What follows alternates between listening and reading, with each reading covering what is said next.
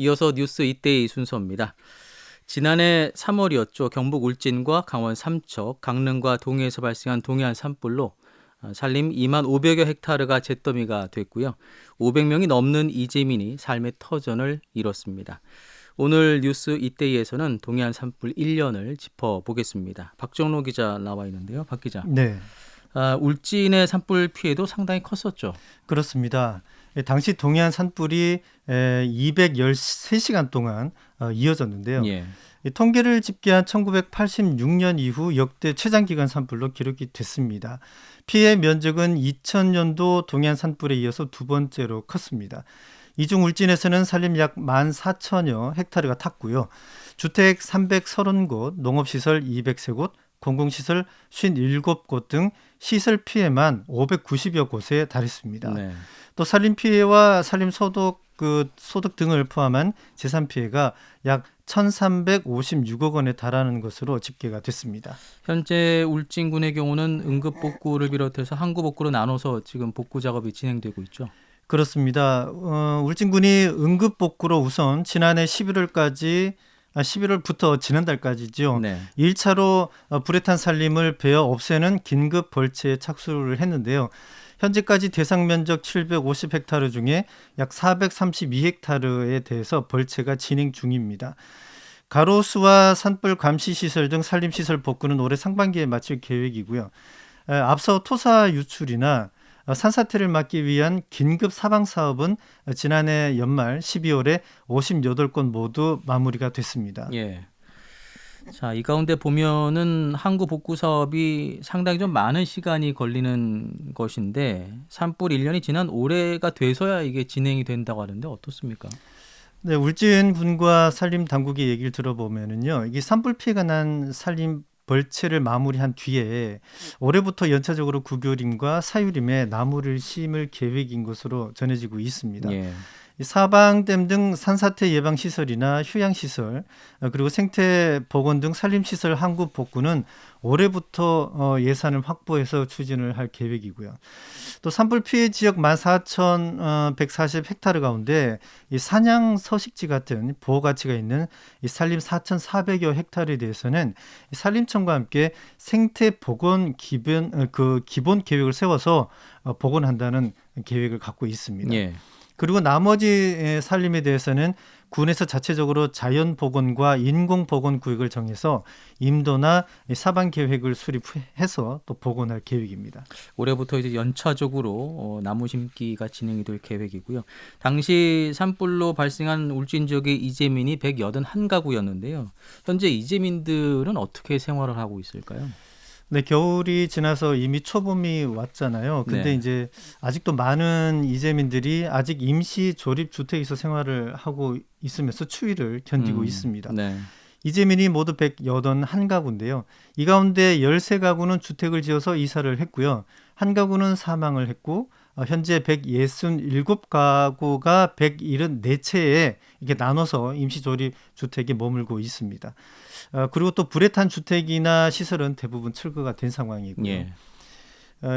그리고 이제 울진군에서 다음 달 말까지 임시 조립주택 1차 사용 기간이 있는데 이 기간이 끝나더라도 1년 더 사용할 수 있도록 할 방침입니다. 예. 현재 이재민들은 임시주택이 좁고 불편한 데다가 새집 짓는 것도 큰 일이기 때문에 아주 걱정이 큰 상황입니다. 예. 하루빨리 좀 일상으로 복귀가 되고 회복이 됐으면 좋겠습니다. 네.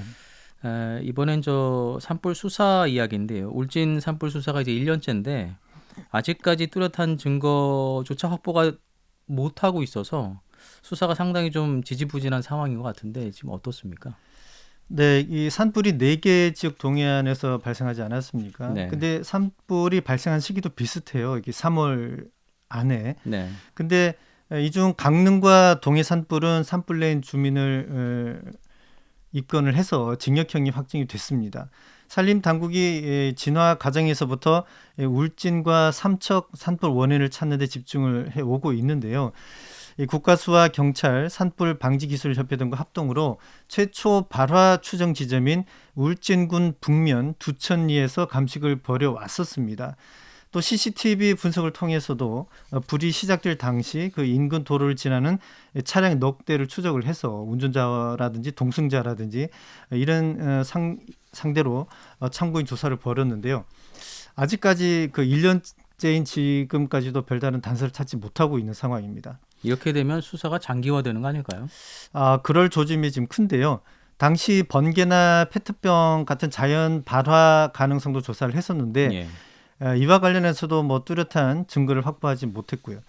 그 외 조사에서도 특이점을 발견하지 못했습니다. 결국 이 작년 동해안 산불은 원인이 밝혀지지 않은 채 수사가 답보 상태에 있게 됐습니다. 네. 당국의 얘기를 들어보면요, 산불과 관련해서는 그러니까 아쉽지만 현재까지 특별한 것을 발견하지 못해서 결론이 난 것이 없다라는 것이 현재 입장입니다. 예. 자, 이제 산불 예방이 그 어느 때보다 중요한 시기인데요. 산불 발생을 막지 못한다면 무엇보다 초기 진화가 중요하지 않을까요? 그렇죠. 산불은 뭐 잘 아시다시피 예방이 최선이지만 네. 이런 그 기후 변화 같은 것들로 인해서 생기는 화재는 또 막을 수가 없잖아요. 근데 이 화재를 막을 수 없다면 초기 진화가 가장 중요합니다. 이 골든 타입 30분, 이 초진이 관건이라고 할 수가 있겠는데요.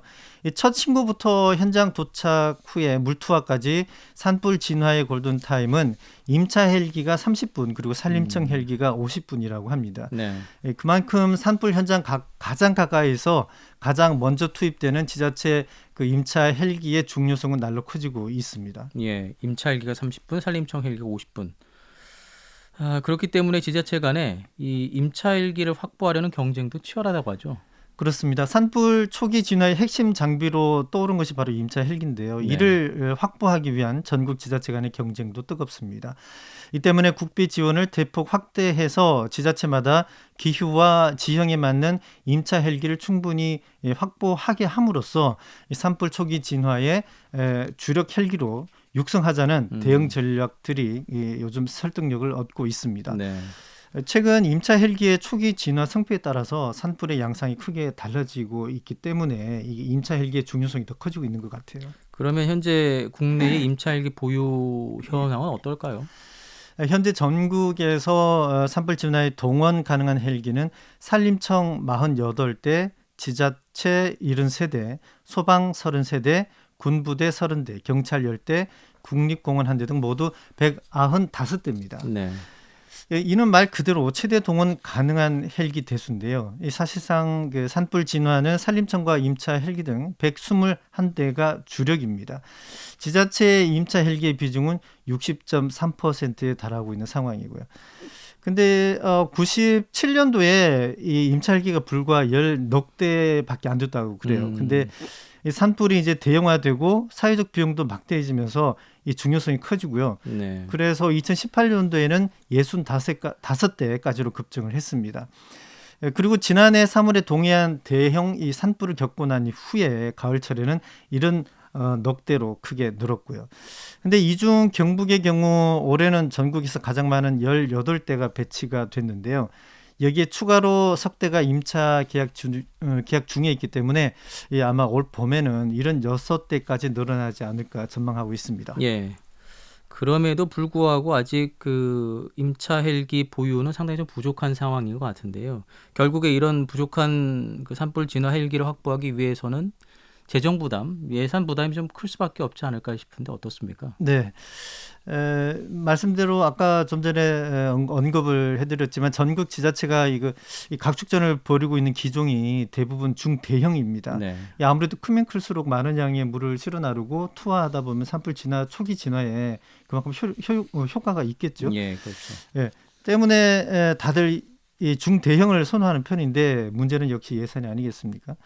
임차 헬기의 원활한 확보를 위해서 전국 지자체에 이 국비를 대폭 늘려서 지원을 해야 된다라는 지적이 힘을 얻고 있고요. 또 임차 헬기의 중요성을 인식한 산림청도 올해 국비 91억 원을 지자체에 지원하기 위해서 예산 작업을 추진하고 있습니다. 또 양질의 헬기가 전진 배치돼야 효과적인 그 산불 초동 대응도 가능하겠죠. 뭐 그런가 하면은 그 지자체 임차 헬기 역량 강화 차원에서 그 산불 진화에 따른 전술 훈련을 보다 좀 체계화할 필요가 있다. 네, 이런 네. 의견도 나오고 있는 것 같은데요. 네. 그 드론을 좀 투입해보자 이런 제안도 나오고 있다고요. 그렇습니다. 요즘 드론 활용도가 다양한 곳에서 지금 이루어지고 있는데요. 예. 근데 사실 임차 헬기는 산불 진화뿐만 아니라 예방 감시 차원의 궤도 비행 임무도 수행을 하고 있습니다.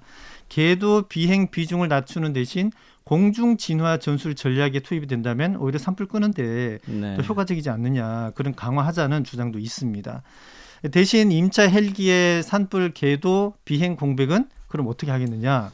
그럼 거기는 산불 드론으로 하자, 그런 주장이 제기가 됐는데, 이렇게 되면 드론의 활동 영역이 산불 감시라든지 피해 조사, 심지어 이 야간의 산불 관측까지 할 수가 있습니다. 네.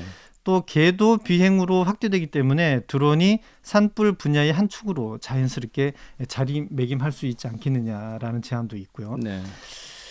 결국 경북에서는 올해만 해도 벌써 34건의 산불이 발생을 했습니다. 숲 192헥타르가 탔습니다. 이 산불 가운데 14건은 쓰레기와 소각, 그리고 4건은 입산자 실화로 발생을 했는데요. 요즘 산불이 잦은 만큼 예방이 최고의 대응이라는 것을 다시 한번 되새겨야 하겠습니다. 예. 자, 복구 상황, 또 이재민들의 생활, 또 산불 진화 체계에 대해서 함께 좀 이야기 나눠봤습니다. 동해안 산불 1년 정리해봤습니다. 뉴스 이때이 지금까지 박정로 기자와 함께했습니다. 소식 고맙습니다. 고맙습니다.